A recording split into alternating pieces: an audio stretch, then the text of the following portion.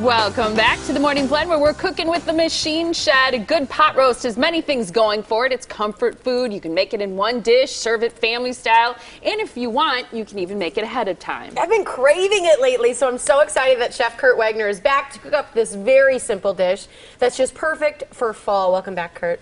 Thanks for having me. I appreciate it. I truly have been craving this. Bless you. Bless you. Excuse me. I've been craving it, and I wanted to make one, but I've been packing up my stuff to move, so I have packed up all my dishes, so I'm glad you're making it today.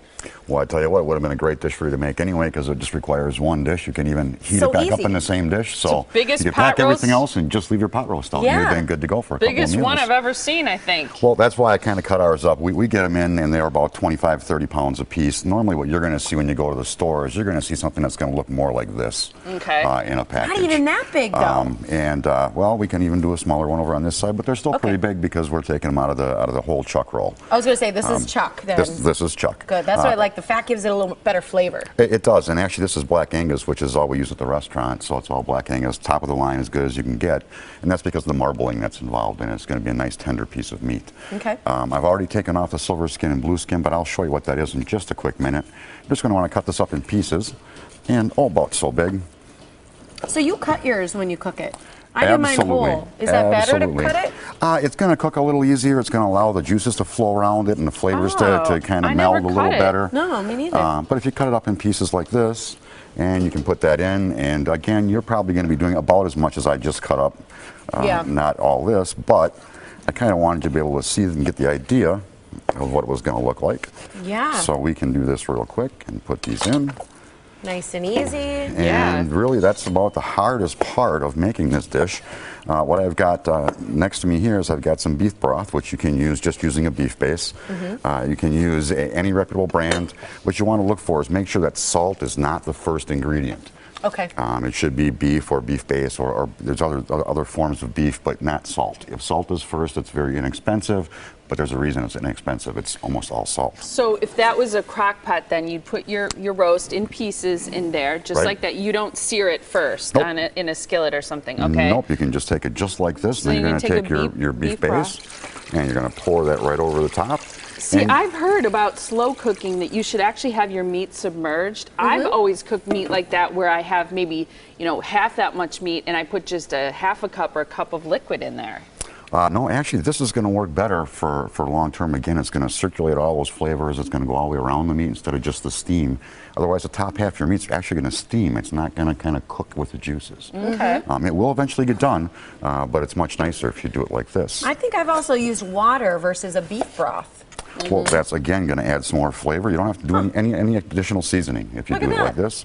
And onion, even if you're not a big onion fan, you're going to want to put some onion in there, because what that's going to do is it's going to help break down the tissues, and it's going to make it much more tender.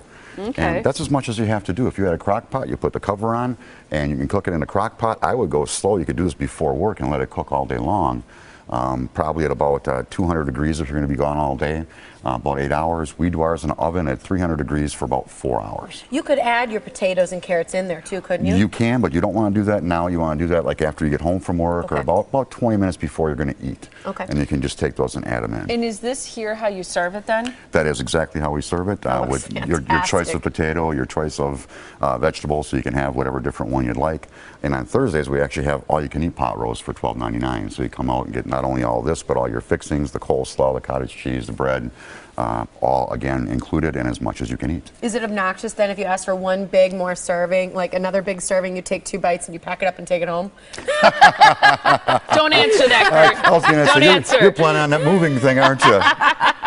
Well, we visited the Machine Shed not long ago, and we saw inside, and it's a great place if you've never been before, to take the family, to take coworkers, to go just and let someone else do the cooking, the shopping, the cleaning up. It's a great place because you serve everybody family style with the sides that you just mentioned. Great things from scratch, Wisconsin products on the menu. And there's a great gift shop there too. So maybe after you have your meal, you can stop by the gift shop. Halloween ideas. Yeah, they have great cookbooks, they have kitchen utensils, they have sauces and bread mixes and T-shirts and Wisconsin souvenirs. Tiff right now is holding up a hot plate that's perfect for Halloween. So cute. I think that is so cool. What a great gift. There's Look at ice creams right over here too, and this is a little mold where you can put water or some kind of juice or your favorite beverage in there and freeze it up. And gingerbread men. Those little skeletons, that's hilarious. So you can see some of the great cookbooks back here. Nice to have you on the show, Kurt. The pot roast looks absolutely delicious, and you can find it on the menu anytime, or Thursdays, all you can eat, which is fantastic. Here's where you can find the Machine Shed in Pewaukee and Appleton. The addresses are located on your screen along with phone numbers to make reservations, and you can go to machineshed.com to find out more.